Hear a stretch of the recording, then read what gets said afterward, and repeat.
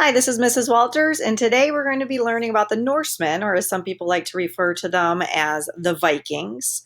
Between the years of 800 AD and 1100 AD, that was called the Viking Age. This is when the Vikings from Northern Europe came down and traveled in their longships and not only traded, but raided areas and changed probably a lot of the culture of Western Europe and also their own culture.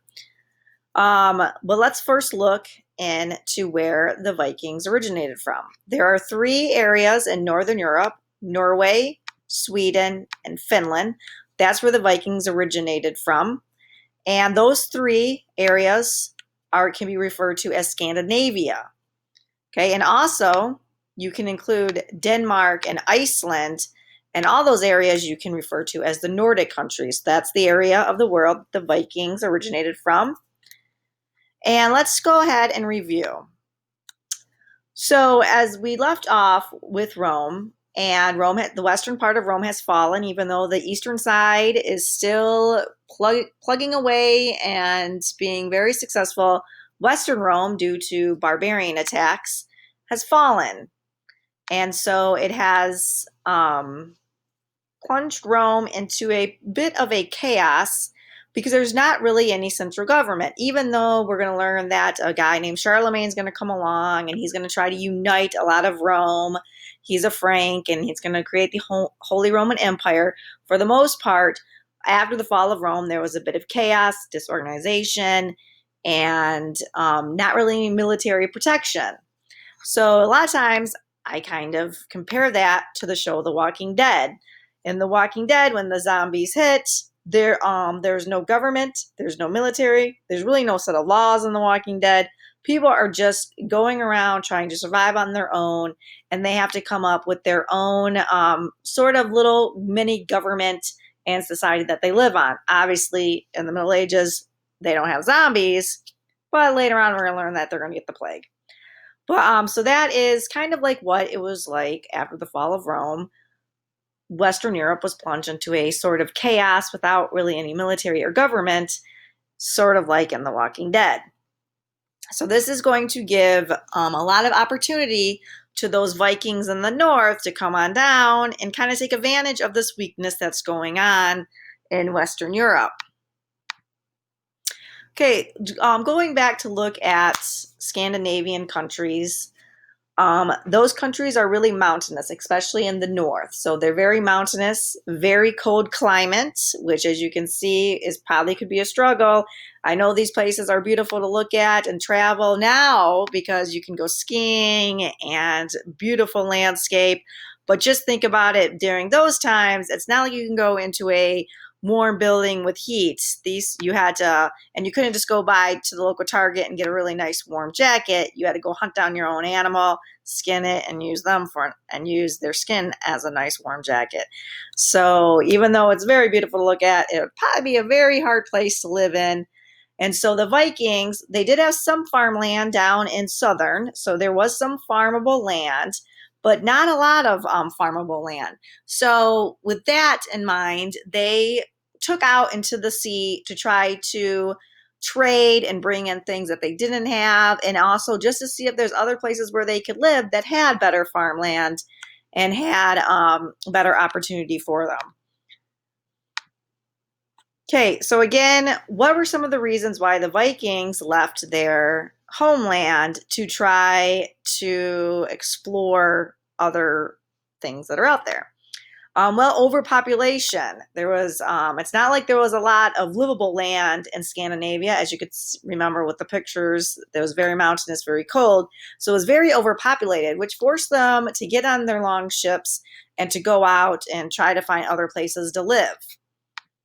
They were in search of a better climate. Again, I don't know if I would want to live somewhere so cold back in the day, because they didn't have heat. The only heat they had was from a fire.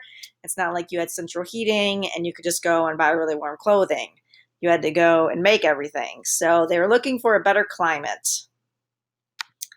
And also, again, they did have farmland, but it wasn't like they had a lot of it, and it wasn't the best farmland. So all of these things kind of pushed the Vikings out to explore and to find other opportunities for them. Okay, also, what made these Vikings so fearless and head for the horizon? Um, and to explore the unknown when a lot of people during that time period really didn't want to get out and explore. Well, one of their beliefs is that the moment you were born, the day you died was already chosen for you. So it didn't matter what you did. You had a day, that was the day you're going to die, no matter what you did in your life. So therefore, if it was your time to go, nothing will stop that from happening. But if it wasn't your day to die, nothing could harm you. So so why not live a live bold and seize the day, knowing that your plan was pretty much already laid out for you.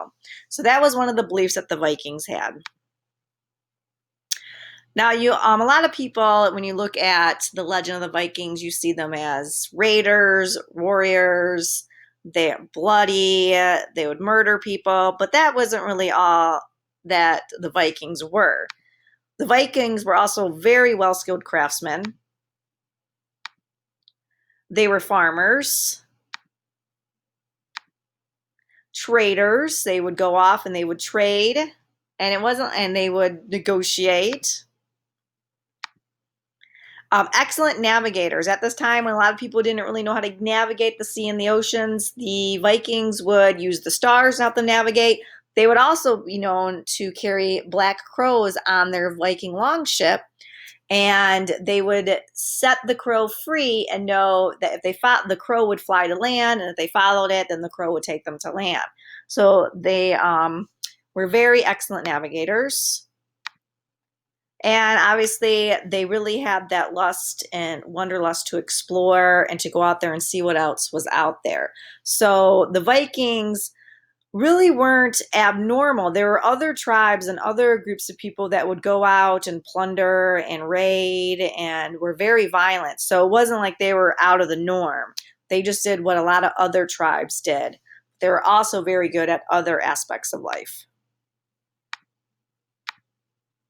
Okay, now one very important thing that the Vikings had that made them very successful was their longship. It was one of the biggest advancements that the Vikings accomplished. Without this crucial advancement of ship technology, the Vikings would not have become the dominant force in warfare and trade that they became. Okay, a lot of their longships have this very popular dragon on it. Those were actually called dragon ships. And they usually use them to scare, because if you saw that Viking longship coming up to shore, you would be scared. That was the reputation that they had. But the dragons were used to protect and ward off any evil spirits, because the Vikings were also pagans. And that means they believed in multiple gods. And we're talking about gods like Thor and Odin and Loki, which, if you've seen the Avenger movies or the Thor movies, that's an impact that the Vikings had on our world today, is because we still see these gods, just like the Greek gods that we still read about and learn about. The Vikings had their own set of gods also. So let's talk about some of the longship and the technological advancements that these ships had that made them better than any other ship around during that time period. First, they had very shallow drafts, so they could sail in very shallow waters. Well, what does that mean, that they could sail in very shallow waters? Well, they could travel down rivers, lakes, streams. They can get really up close to shore and pretty much just pull the longship right on shore, and without having to waste their time anchoring down in the ocean and then rowboating all the way onto land. They could surprise and attack people and come out of nowhere. Again, reinforcing that fear that people felt with the Vikings. They could come out anytime, anywhere, because of this technology advancement. They could also sail close to the wind and switch quickly between the sail or the oars. So what impact did that have? This just means that the boat could switch directions very easily, and they didn't have to waste time turning it around. So again, it made it very easy for them to sail different places. The vessel was very flexible. They made it out of wood planks, and they could bend with the wave.